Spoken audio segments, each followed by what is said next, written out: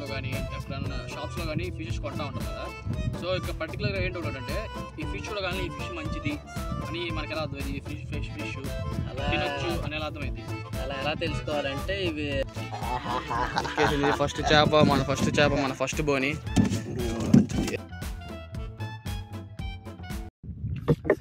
రాబోయి చందమామ మా వింతగాన వినుమా.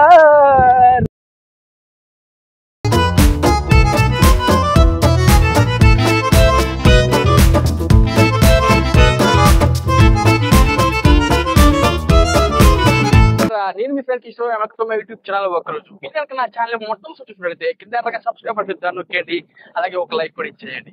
సో మీ ప్రోత్సాహమే నన్ను మరిన్ని వీడియో తీయడానికి నాకైతే హెల్ప్ అవుతుంది. సో భారతదేశంలోనే అత్యంత చేపలు ఉత్పత్తి చేసే రాష్ట్రం మన ఆంధ్రప్రదేశ్. సో ఈ రోజు అయితే నేను చేపల యొక్క ఫీల్డ్ గురించి తెలుసుకోవడానికి వచ్చేసాను, ఫిషింగ్ ఫీల్డ్ గురించి. సో దానికోసం నాకైతే నా ఫ్రెండ్ తేజ అయితే నాకు హెల్ప్ చేయబోతున్నాడు. సో ప్రస్తుతానికి ఇప్పుడైతే వలేస్తున్నాడు. సో నాకు హెల్ప్ చేయడం కాదు, నేను దగ్గరుండి వలేస్తారు, ఎలా చేపలు తీస్తారు ప్రతి ఒక్కటి దగ్గరుండి మీకు చూపిపోతున్నాను. సో ప్రజెంట్ ఇప్పుడైతే ఈవినింగ్ వలేస్తారు.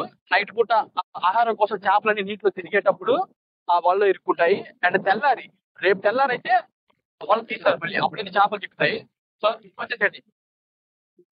సో మనం అయితే ఇప్పుడు పుట్లో ఎక్కేసాము. సో అక్కడ ఒక పెద్ద పడవ ఉంది. ఆ పెద్ద పడవ ఫస్ట్ అయితే ఆ పెద్ద పడవ దగ్గరికి వెళ్ళాలి మనం.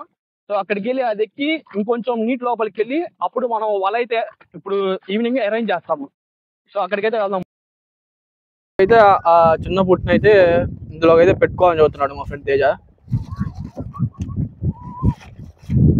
ఇప్పుడు ఆ చిన్న పుట్టు దేనికి మళ్ళీ అక్కడికి వెళ్ళి మనం దించుకోవాలా?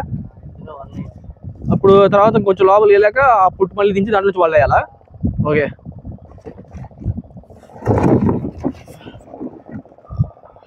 ఒక్కడే బాహుబలి అంత బలంతో అయితే లాగేశాడు. అదైతే నేను లాగాలంటే అది నా వల్ల అయితే అసలు అయ్యేది కాదు, అయ్యే పనే కాదు.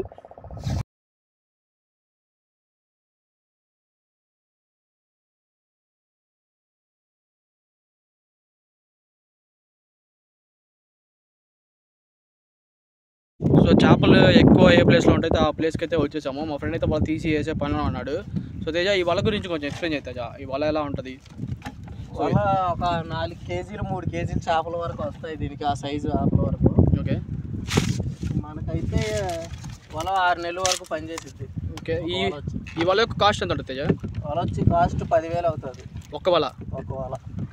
ఈ వలలో ఎన్ని క్యాబుల్ అంటే ఎన్ని చేపల వరకు పట్టుకోవచ్చు? ఒక 200 కేజీలు 300 కేజీలు అంటే పడే దాన్ని బట్టి ఉంటుంది, మనం చెప్పలేము. ఇప్పుడు ఈ వల అయితే వేస్తున్నాం, నాకు డౌట్ వచ్చిందంటే ఇప్పుడు చేపలు ఇలా వస్తాయి కదా, దీంట్లో ఎలా ఇరుక్కుంటాయి? చేపలకి వల కనిపించదు కాబట్టి ఈజీగా అవి వచ్చి ఇరుక్కుంటాయి. ఓకే. ఇప్పుడు అవి అంటే ఇప్పుడు నువ్వు నిలువు వేస్తున్నావు కాబట్టి వచ్చిన దారిలో రిటర్న్ వెళ్ళిపోయే అవకాశం లేదంటావా? కొన్ని పోతూ ఉంటాయి, కొన్ని తప్పించుకుంటాయి, కొన్ని మాత్రమే చిక్కుంటాయి. ఓకే. ఈ లోడ్ ఎంత ఉంటుంది? లోడ్ అంటే వల లోడ్ ఒక 20 కేజీలు. ఓకే. ఈ వల కూడా పాడైపోతూ ఉంటాయా? త్వరగా పోతూ ఉంటాయి. ఒక్కొక్కసారి కింద రాళ్ళు కంపలు పట్టుకొని వల చినిగిపోతూ ఉంటుంది. చేపలు ఎక్కువ పడినా ఓకే చినిగిపోతూ ఉంటుంది, మళ్ళీ మనం కొత్తలు చేస్తూ ఉంటాం. ఇంకో డౌట్ ఏంటంటే ఈ వలలో చేపలు కాకుండా నీకు ఎప్పుడైనా ఏమైనా పడ్డాయా? చేపలు కాకుండా ఒక్కోసారి పాములు, ఒక్కోసారి తాబేళ్ళు పడుతూ ఉంటాయి. అప్పుడప్పుడు రేర్గా పడుతూ ఉంటాయి. అప్పుడు పడ్డప్పుడు ఏం చేస్తూ ఉంటారు మామూలుగా? అప్పుడప్పుడు చచ్చిపోతే కొంచెం వల కట్ చేసి నీటిలో వదిలేస్తాం. కొన్ని బతికుంటే ఇంకా వల అక్కడితో కట్ చేసేసి వదిలేయటం.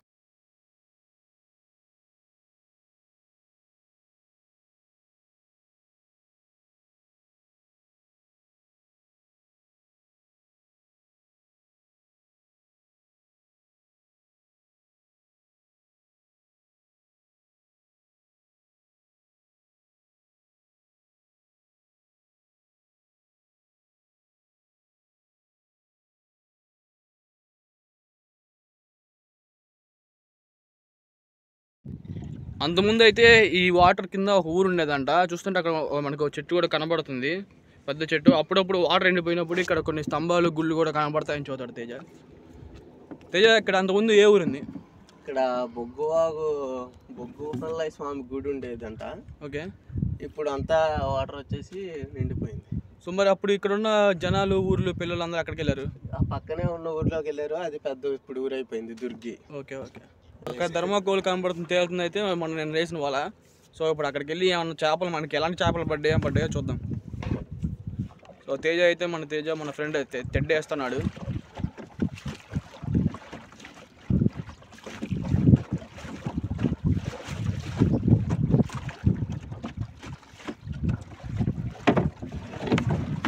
ఏం తేజ ఇప్పుడు నెక్స్ట్ ప్రాసెస్ ఏంటి? ఇంకా చక్కచక్క చేపలు తీసుకొని వెళ్ళిపోవడమా? ఇంకా ఇది లాక్కొని మనం ఇంకా వాళ్ళ ఎత్తుకుంటూ వెళ్ళిపోవడమే. ఓకే. ఏంది ఆ థ్రెడ్ ఏంది, ఎందుకు కడుతున్నావు? మనం ఇప్పుడు ఇది ఇందులో పెట్టి వల్ల ఎత్తుకోవడానికి మనకి సులువుగా ఉంటుంది, ఈజీగా ఉంటుంది. ఓకే. ఆ కర్ర సపోర్ట్ మనం వాళ్ళు ఎత్తా ఉంటాం. కర్ర సపోర్ట్ తో మనం వల్ల ఈజీగా ఎత్తవచ్చు. ఓకే. కర్ర కట్టడం కోసం ఇక్కడ ఆడు కొంచెం తీయాలి కదా. ఓకే. అక్కడ ధర్మకోల్ వెళ్ళిపోతుంది నీటిలోకి. అది పోతుంది.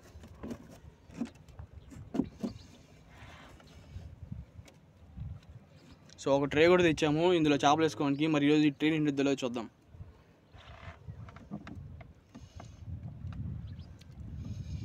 పొద్దున వెదర్ చాలా కూల్గా ఉంటుంది.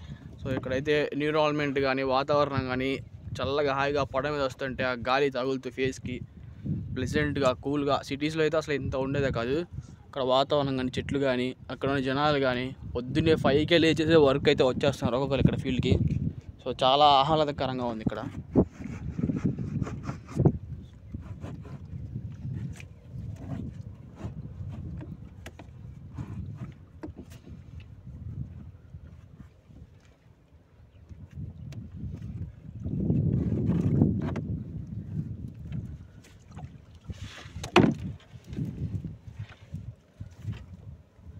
ఏంటి తేజ? ఇది మనం వల ఇందులోనే వేసి కట్టుకోవడానికి. ఓకే.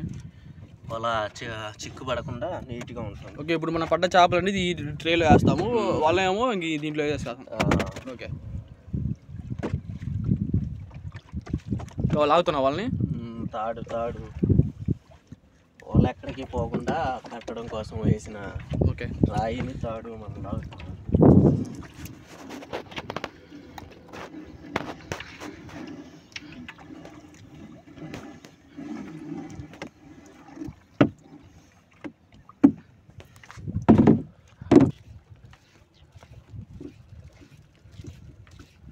ఇప్పుడు వదిలేయడానికి ఎంత టైం పట్టింది తేజ?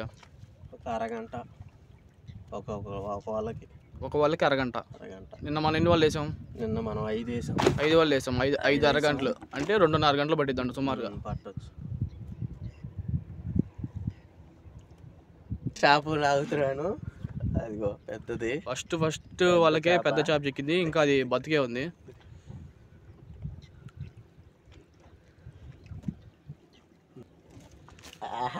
చిక్కేసింది ఫస్ట్ చేప, మన ఫస్ట్ బోని.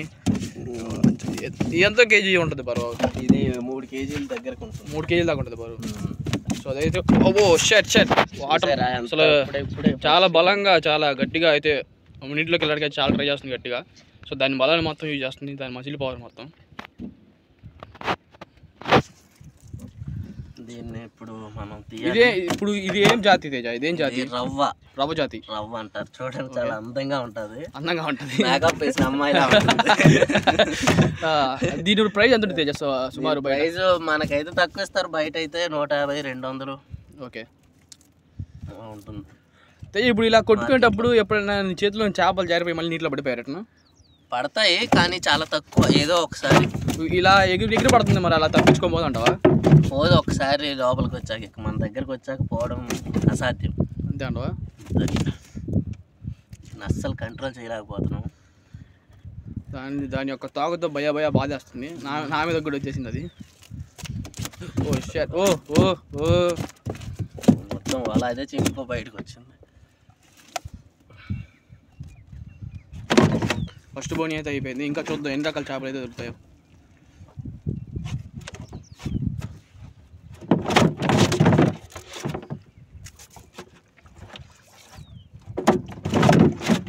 చేప అయితే చిక్కేసింది. అదేం చూస్తుంటే నాకైతే సొరచేప లాగా కాస్తుంది. ఏం చేప అవుతుంది అది? దీన్ని వాల్గా అంటారు. వాల్గా పెద్దగానే ఉంది అది. జాతి వాల్గానా? ఎన్ని కేజీలు ఉండొచ్చు అంటావు?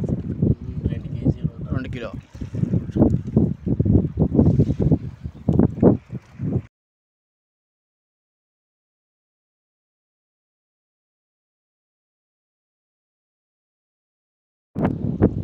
చూస్తుంటే ఇంకో కొత్త జీవి అయితే వాళ్ళకి వచ్చింది. మన చేపలు కానీ వాళ్ళు వేసాం, కానీ ఇది ఫ్రాన్సా, అది రొయ్య కాదు, ఫ్రాన్స్.